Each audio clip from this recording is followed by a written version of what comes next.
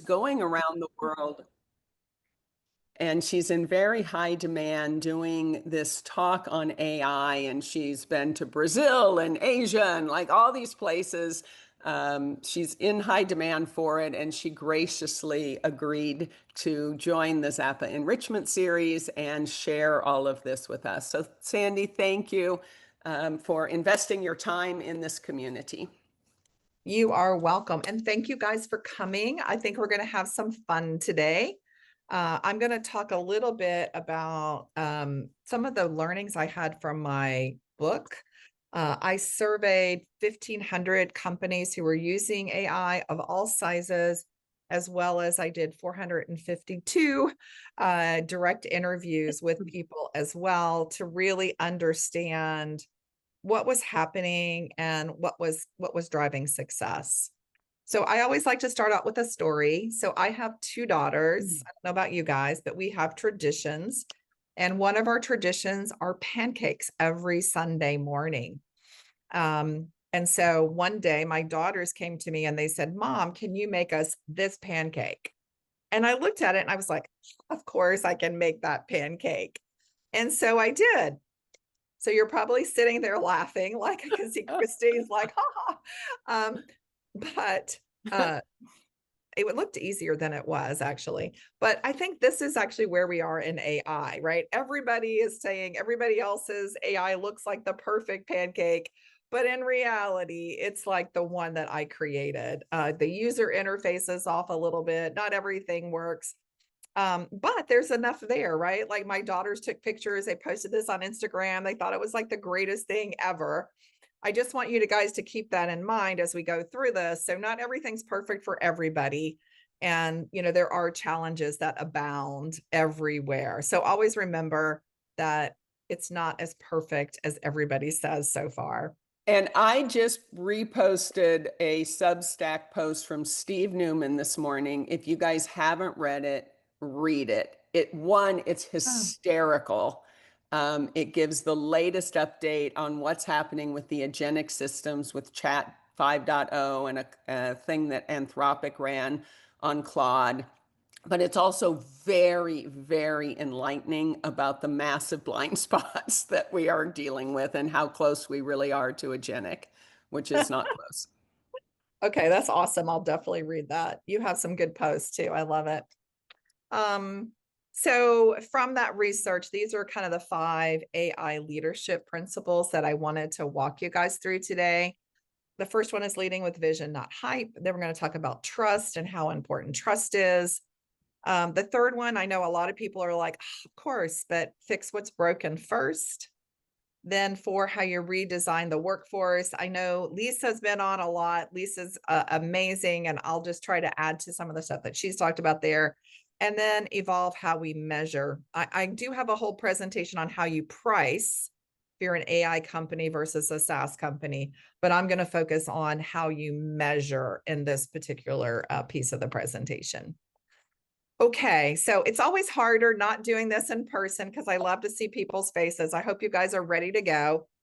I'm going to start out with this lead with vision, not with hype, and the fact that AI is transforming every element of our lives. And I think it's interesting that so many companies out there today are using AI. They don't necessarily come out and go, "Hey, look, I'm using AI. Hey, look how great I am."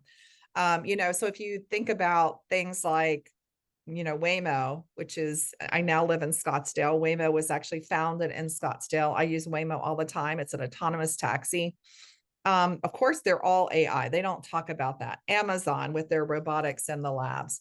So vision is more important than hype. Actually doing things is more important. And I wanted to give you an example of that with my company. Christine talked about my current company is Unstoppable. We are a unicorn startup. So we did our raise to become a unicorn, which is pretty rare in the startup field. So as such, we're very excited, but we're nowhere near Amazon where I used to work.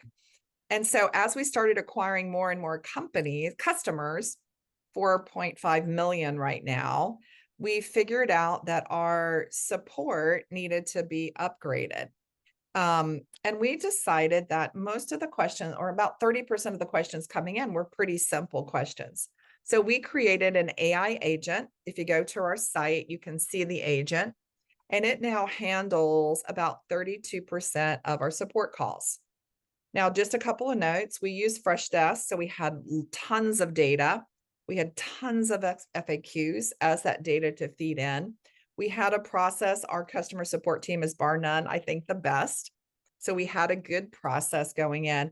And so what we did is we had the agent take some of the low hanging fruit questions. It is doing 32% of our support calls. One of our big goals was make sure our customer stat doesn't decline. And in fact, it didn't. It went up by 10% with this particular agent. And then another story, this actually just happened to me. I just flew in from Arizona to Silicon Valley.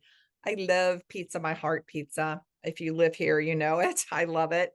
But I called them because I got in so late. I was hungry and there's nothing at the hotels anymore. And the lady said, "Hey, we've got a new AI agent. Do you want to try it?" And of course, I was like, "Yes, I'm going to be doing this talk on Friday. Let me try that puppy out." I loved it. They, first of all, they gave it the personality of Jimmy the Surfer, which is in all their ads.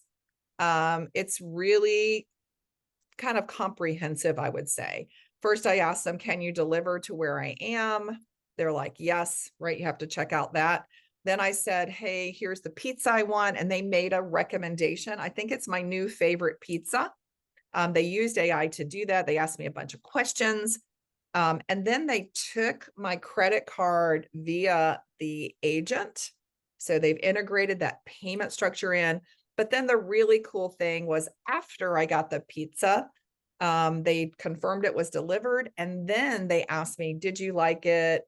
Did you like our suggestion?" So kind of a complete view here, not talking about it, but setting the vision with the customer outcome and executing on that vision.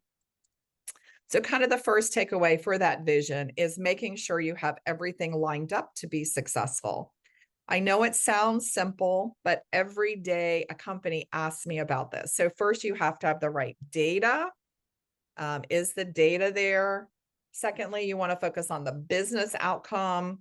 I know people are going to fail when they come to me and they say, "We want to do an AI project," versus, "We have this problem. We think that AI could help us with the problem." And then secondly, change management. Don't forget the people or the humans in the loop. MIT came out with a report that said 95% of generative AI companies fail and pilots fail. You have to really dig into the report though. Their pilot period was very small. For my book, I did companies who had been using AI for 2 years. I found 20% success. So not a lot better, but these were the commonalities between those 20%. I really wanted to drill into real quickly this change readiness.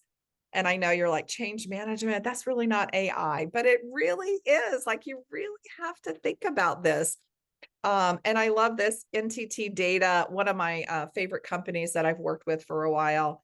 So what they've recently done is everybody in NTT Data, everybody gets trained on AI, and they've got this series of, oh, you've got a white belt. Oh, you get a yellow belt. This is for AI training on the tools.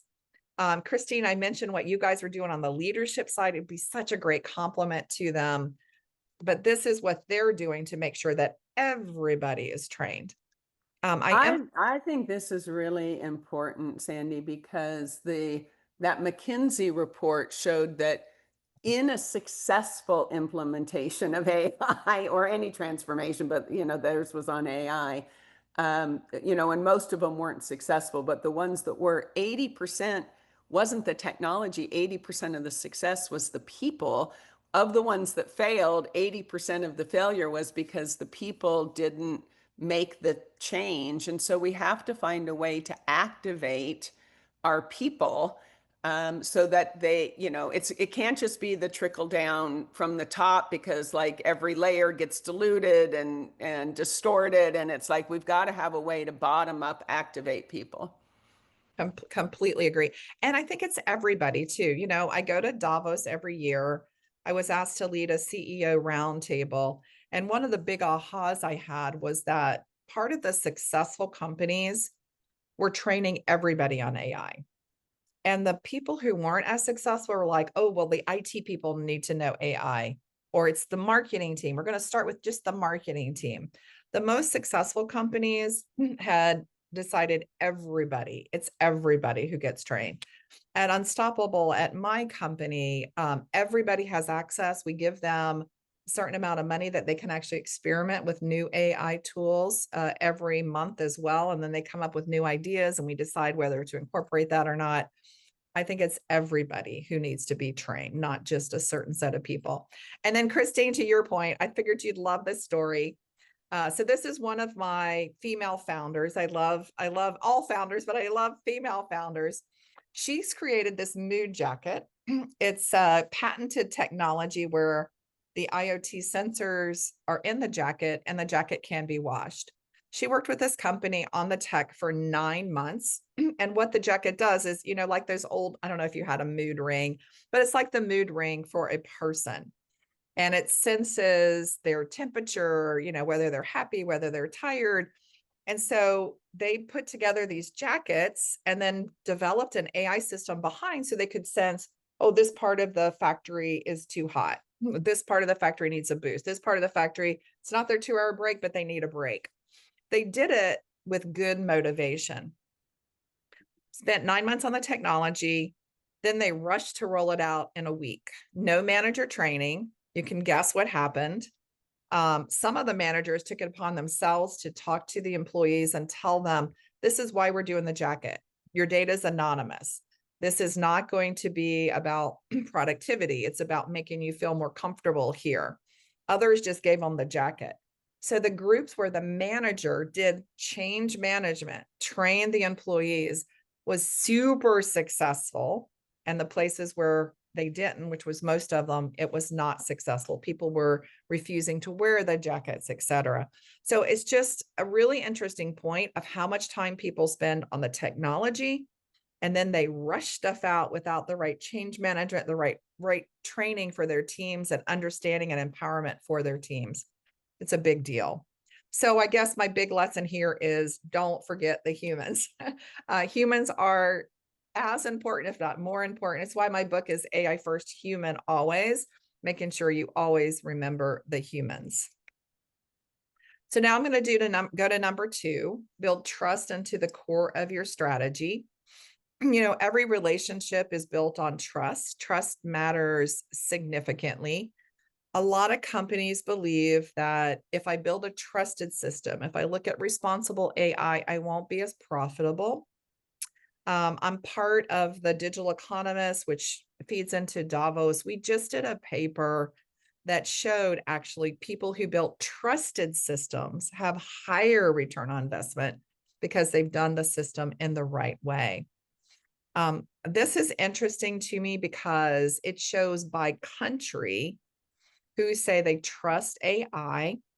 This is done by Edelman Research. If you know them, they do great trust barometer. This is quite fascinating. So India and China, you see, have a high trust rate. They haven't publicized a lot of issues that have ever happened in China or India.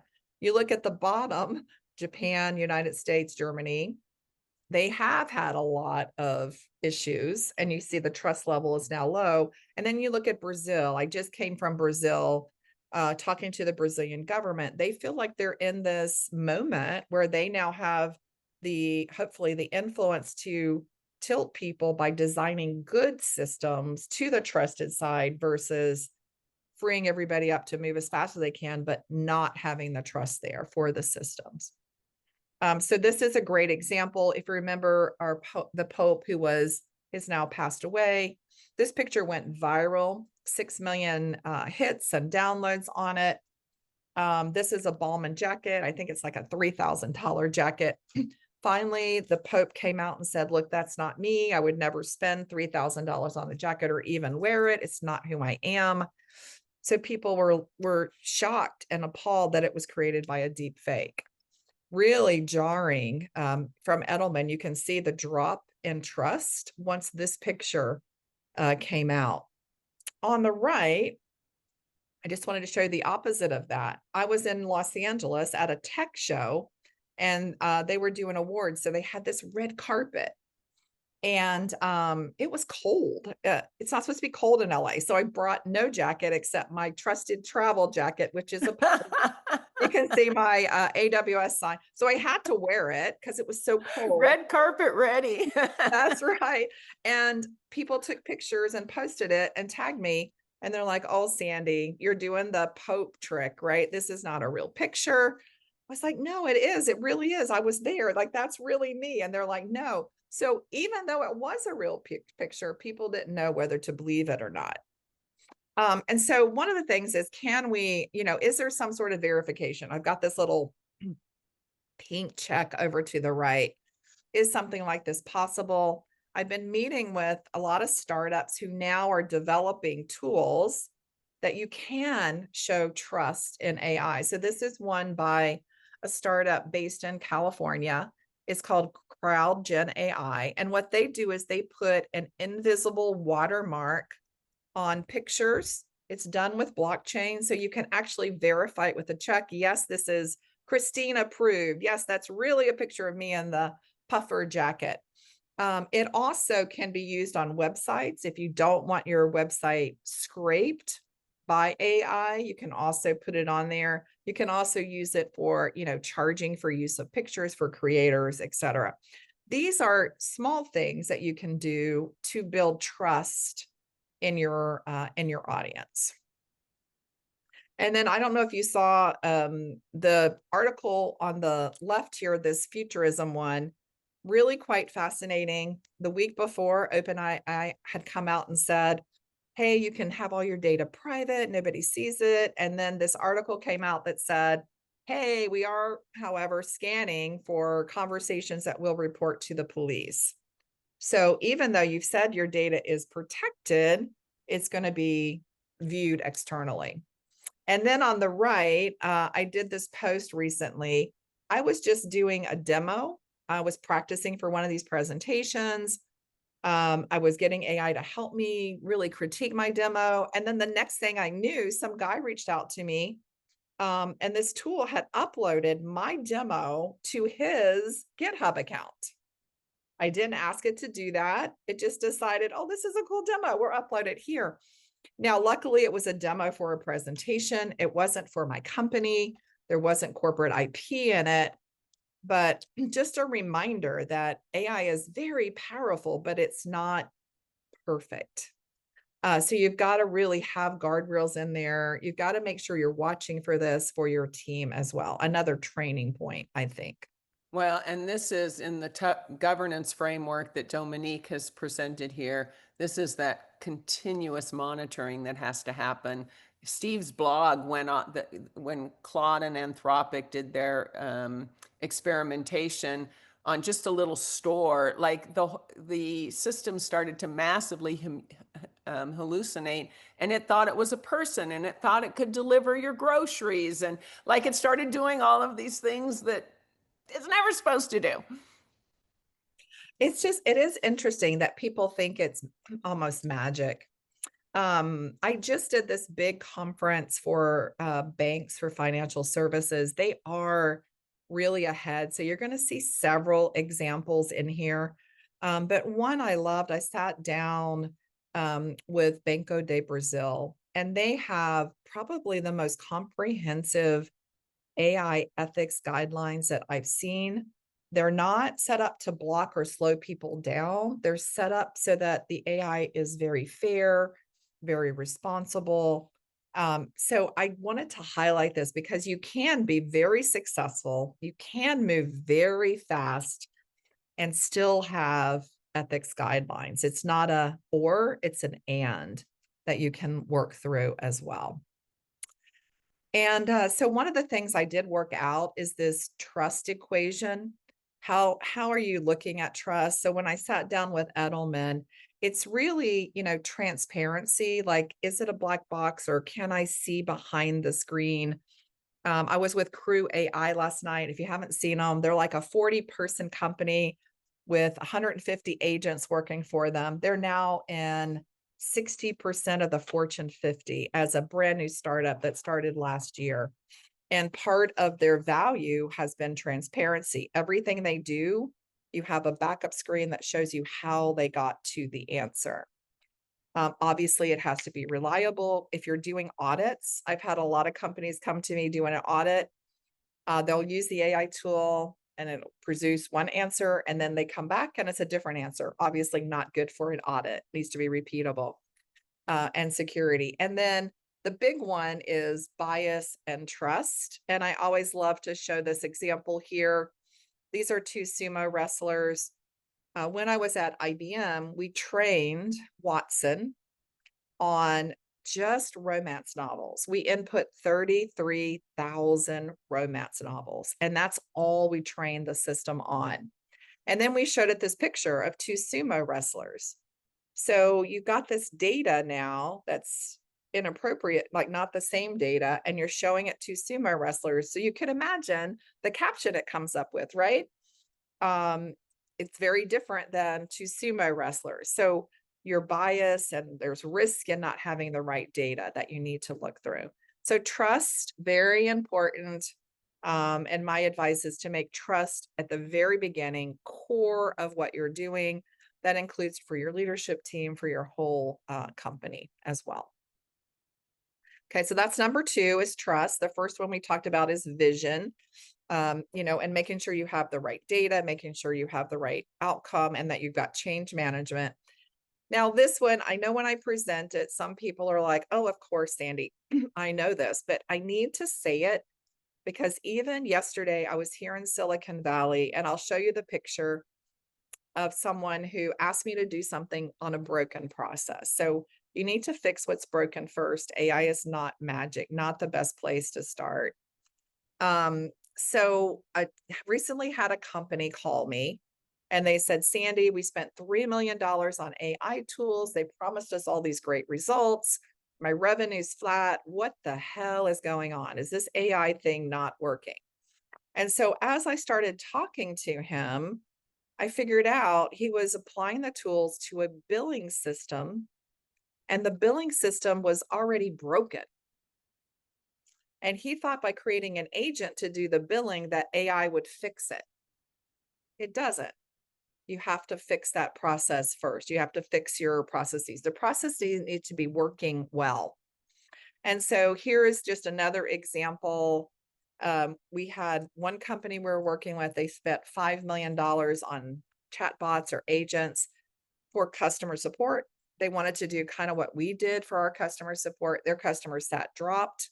Why? Because they didn't train the chatbots. They didn't have a repository of past support questions, a strong FAQ.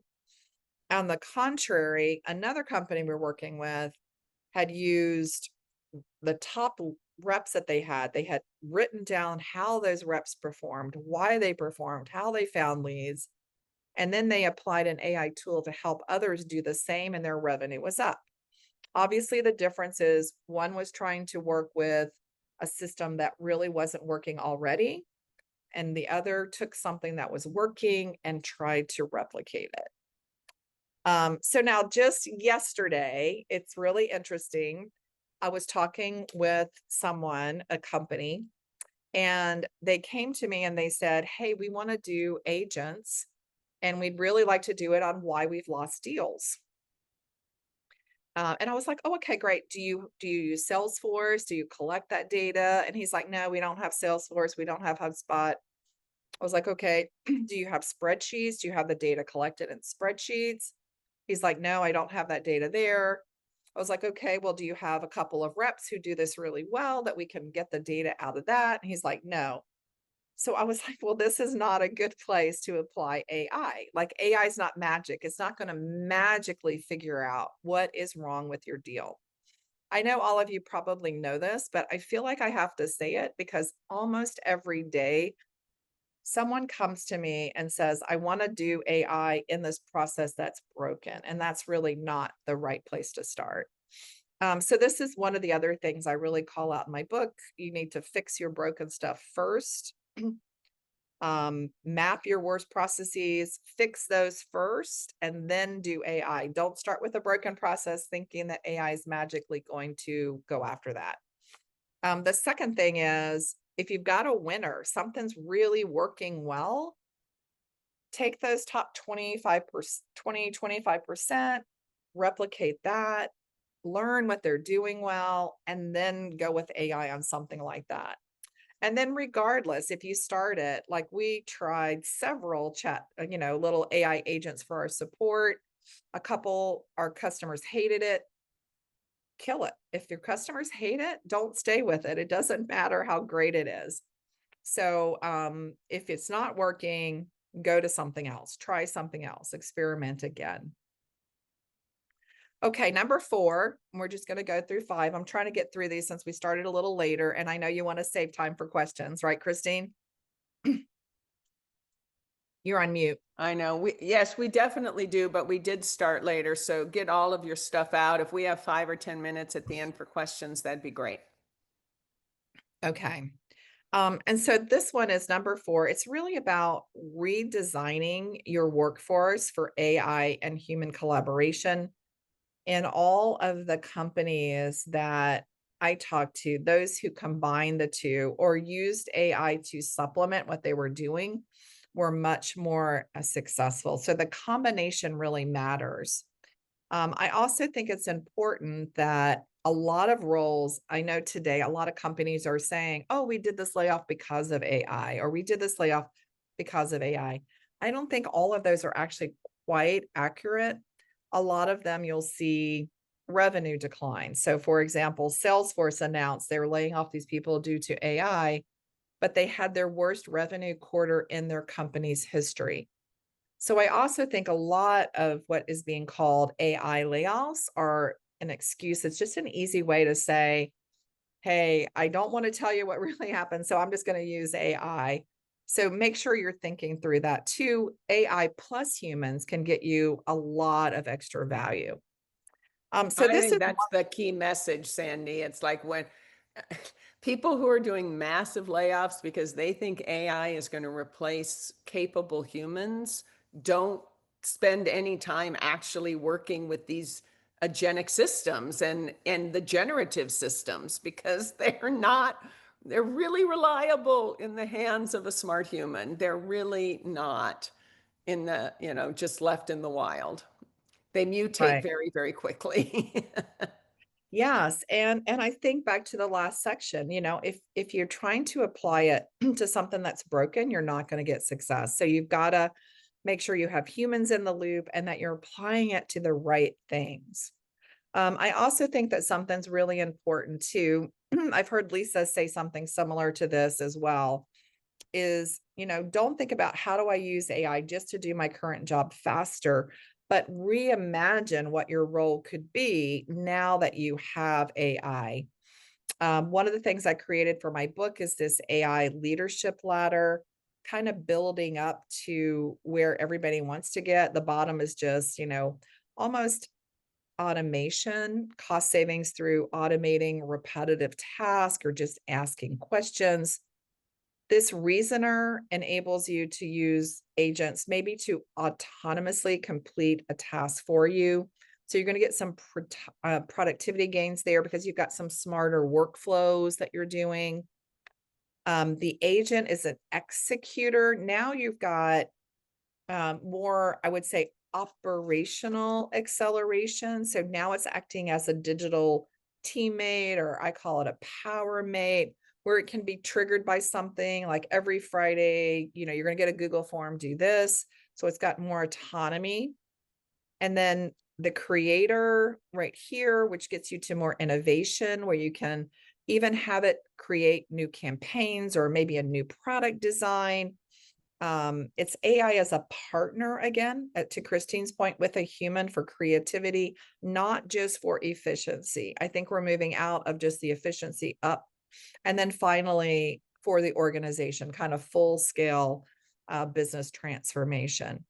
So I wanted to do one, and you'll see I am using a lot of banks. I just came out of this banking conference, but I loved this one from JP Morgan Chase. They have created just an amazing tiered structure of what they're doing today.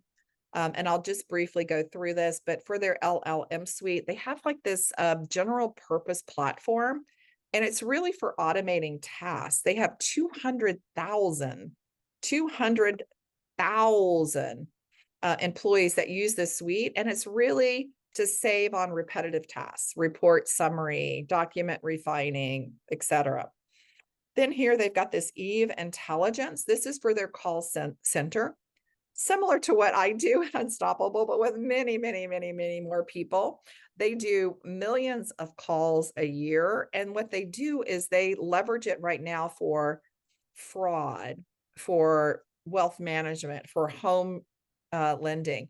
So they spend hours cross-checking this documentation and policies. They've now put this into Eve, but they do have that governance checking. They've also created a coding assistance. It has resulted in a 20% productivity increase. They have 60,000 developers using this today as a teammate to their devs, writing documentation.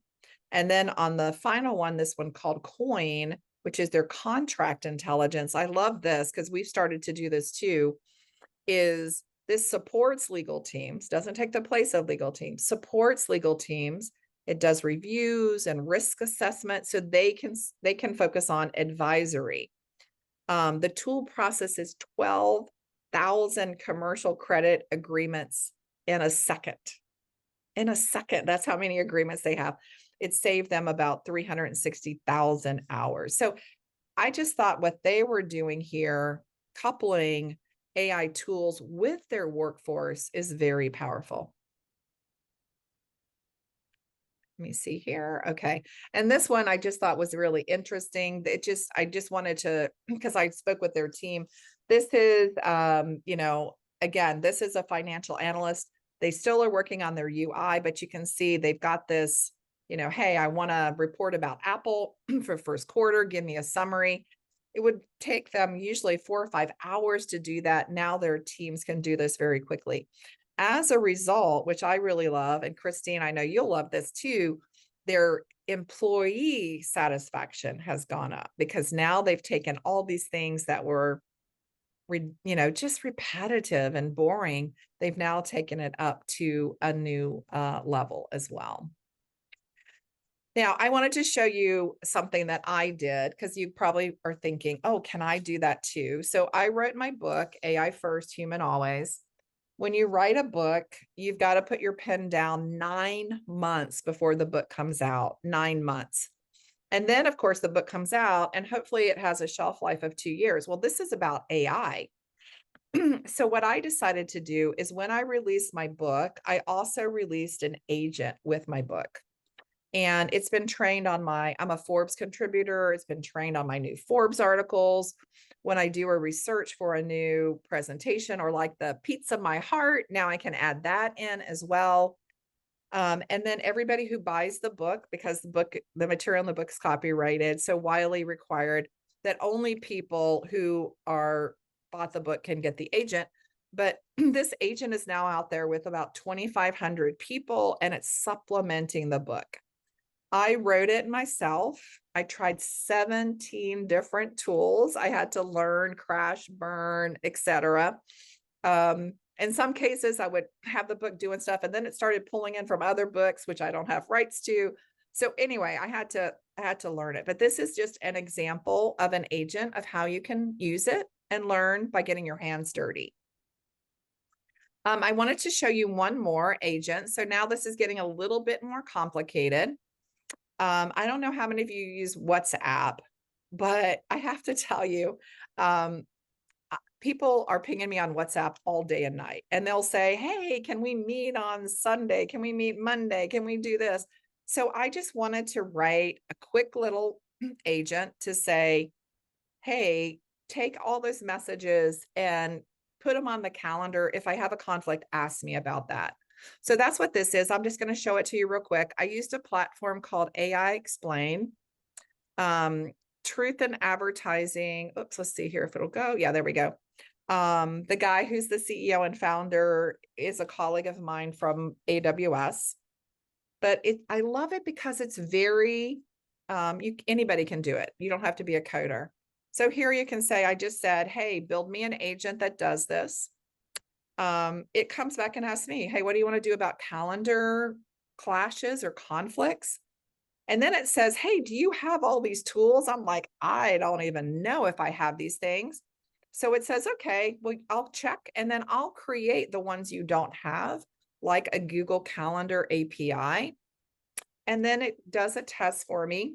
So it's now going to read one of my WhatsApps.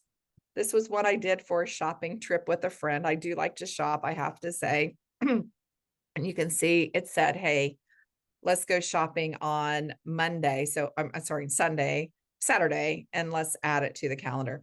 Super quick and easy. But again, you can see now this is more integrated. It's integrated with my Google account for my calendar. It's integrated with my WhatsApp account, unlike my book agent, which was kind of a standalone. And then you get into, much more sophisticated ones. So this is HSBC. HSBC has now integrated an agent throughout their company to do compliance checks. As a bank, compliance is really important. So they've got these bots that monitor operational workflows throughout, make sure that they've got compliance, answers internal policy questions. It is triggered at a certain time to run, different times for different people, so they can keep on top of these types of things. So, one of the things when I was sharing this presentation with Christine, she said, it's interesting because you've got all these different agents, they're different types. So I created this little framework, Christine, from your question. You saw this little standalone agent. That was that AI first agent that I wrote. This is kind of how I started. It was self-contained. It's independent. I mean, it does pull from Forbes and others, but it's not integrated doing anything. Then I wrote my own little agent to do this WhatsApp, managing my calendar, which is a huge time saver for me. It's a single task, but it is automated and it is integrated with other types of folks. Then if you looked at the one I showed you from Unstoppable, that's really functionally integrated, right? So you're getting more complicated, but it's really taking stuff from Freshdesk and our knowledge database of frequently asked questions and pulling together an external agent to be used. And then, of course, the JPMC examples that I showed you are cross-organization. HSBC is very similar. So don't worry if you're only starting here, like in a standalone agent, you'll get to the end. I think it's important that you start learning and then start growing as you move forward. I also wanted to show you that there are tons of marketplaces out there too. If you don't want to, if you're not interested today in building your own, there are now agent marketplaces popping up everywhere. This is one of my favorites. A couple of the companies I work with have gone here and hired compliance review agents or tellers, or they're, tools based, like, do HubSpot for me, which Christine, you may want to look at. Yes, we may want to look at that.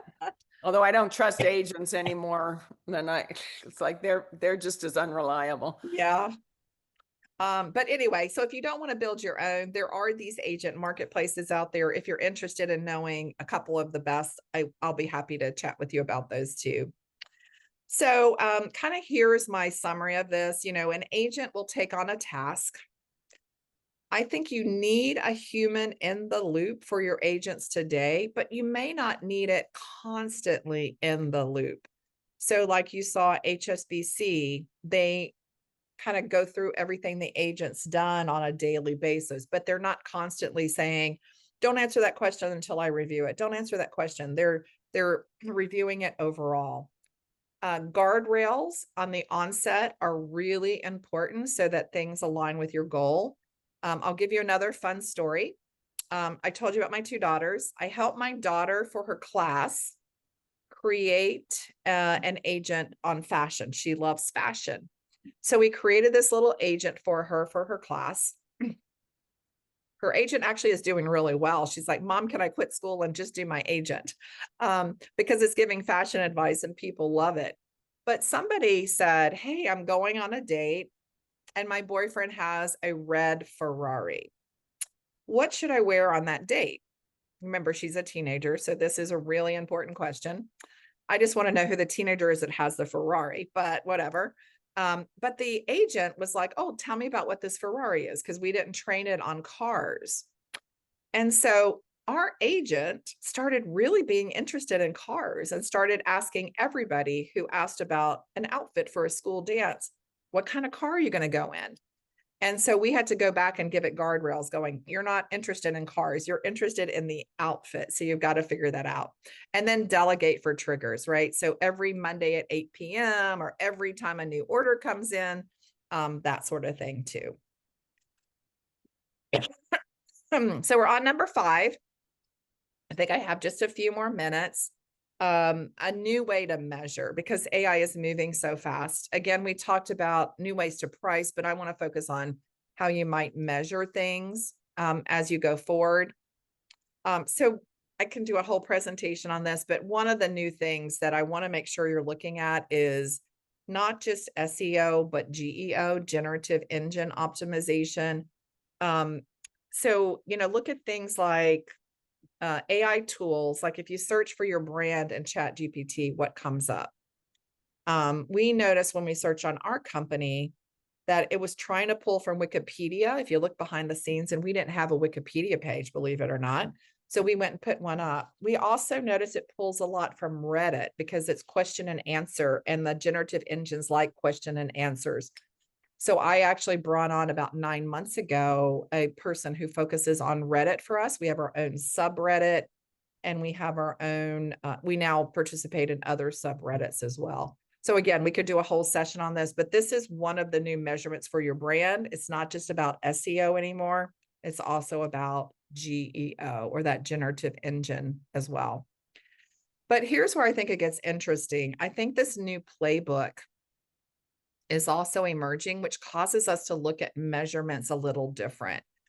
I think we're now going to start looking at first party data wheels, meaning you own your data. You're not just renting or using data. I think also a lot of people, like even LinkedIn, I don't know about you, Christine, but I read, like LinkedIn's not as interesting anymore because a bunch of people are just posting AI stuff, So yes, and I can answer more questions about GEO too, if you'd like. But this hybrid, using AI with human storytelling, I think is going to become more and more important. Communities are also important. When I was using, Christine was so gracious to let me use Xapa as well. Creating communities as a mode, belonging. Taylor Swift does this great. Again, I have 2 daughters. When you get a friendship bracelet, it's not about how much can you resell that for or how much you made. It's about I belong, like I belong to the Swifties, right? And then trust as a currency. We've been chatting about that. I think that's important as well. So if I look at each of these, this first party data wheel, what are you going to look at measuring? How much data do you have that's first party owned? How much of that are you using in your AI models? How much of that are you using for your insights to get better value? Netflix is the master at this, right? They look at what we watch, what our family watches. That's their data. And they're using that to train their model to get insights about what else we might like.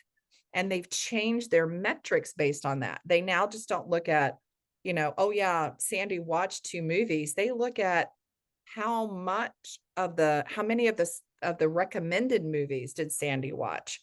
So they're taking their metrics to a whole nother stage because now they have their owned data. And then I love this too, this hybrid and human storytelling. I'm such a geek. I took my daughters to Disney, and I use Claude and Chat GPT, and you can hold your phone up and show chat, take a picture or a video, and it will come back to you and say, oh, Sandy, that light, did you know that light right there in that fire department? That light has a history. We leave that light on to signify an honor to Walt Disney. the light only used to be on when it'd be in the park, but now that he's passed away, we want to honor his heritage. It also um, told me that I could post directly from that. That created a little social post saying, hey, I'm here at Walt Disney. And then it said, hey, do you know if you like that light story, I've got other stories to tell you. Um, and just think about the learning and the data that goes in here. Disney gets 60,000 people a day who use ChatGPT and Claude to find new experiences at the park. So this is, again, that this is combining AI with human storytelling, a whole new experience for you. And then the second one, communities as a moat. I think this one is big. I'm going to do a whole presentation on this belonging. I love what Figma has done. You know, Figma just did a huge IPO, and they weren't just building software, they were building a design movement, a community. And you can see it, like they had plugins and templates, tutorials that the community created that they used. They did peer-to-peer learning and these local meetups. They had ecosystems of creators that helped themselves. So it was really hard for a competitor to compete, not just on the software, but the belonging that they did. And I talked to them. Their metric shift was very interesting. They moved from new users sign up to their AI tools. How many contributed to the plugins? How many community members stayed active over time? What was our retention? How many people evangelized Figma? So it wasn't just about the AI or the technology. It was about, did they create this feeling of belonging? And then the last one is trust as a currency. I just want to make sure that you guys know this. This is, I think, really interesting. So when you have a chatbot that does something for you, or an AI agent, that AI agent is yours. It's your company's. This is interesting. Air Canada had a chatbot. They did not train it on what happens if someone asked, if you lose someone, do you get a discount on your flight? So this guy said, hey, I just lost my dad. Do I get a discount? And the AI agent said back, yes, you get a discount. It was $200. Then Air Canada came and said, oh, that wasn't us. We didn't say you get $200 back. You don't. That's not our policy. It was the AI chatbot. And so he was like, well, isn't that your Sorry. chatbot? Right. You So can't blame, you can't, that's right. You don't get to blame the agent in any court of law. And so he actually decided to sue them. He said it's $200, so it wasn't a lot of money. But now there's precedent on the books that says if you have a chat bot that does customer service or anything external and it makes a decision for you, it's you, because that's the way you're going to build trust. And those are some of the new metrics that you need to look at. There's a Okay. massive retailer that's in bankruptcy right now because their AI made such bad decisions and they tried to blame the AI, and there's no court of law that will let you blame the AI. The That's humans are right. responsible. And people forget that, right? So the big thing I want to say is, you know, in the making of this presentation, I tried out 100 different tools. I can now add Xapa to this list.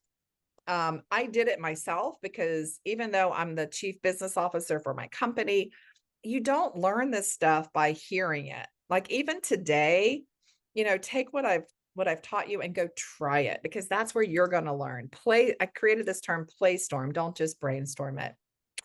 So my final story for you is when I was here in Silicon Valley. I told you guys I was walking around here last night. As I was walking around, there was a bottle on the ground. I reached down and I picked up this bottle. I must have accidentally rubbed it because out popped this genie. And this genie, this is a true story, by the way. This genie said, Sandy, today's your lucky day, because not only do you get to present to the Xapa crew, but you get 3 wishes. However, whatever you wish for, your evil arch enemy gets double. So I thought about it for a second and I said, okay, let's go. So my first wish, I wished for a beautiful house on the ocean because I love the ocean. I got one, but poof, My evil arch enemy got 2.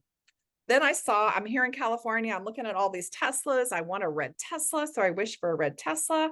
I got it, but poof, my evil arch enemy got 2. So for my final wish, I said, Jeannie, would you scare me half to death? You got it right away. So hopefully what this presentation did not scare you half to death.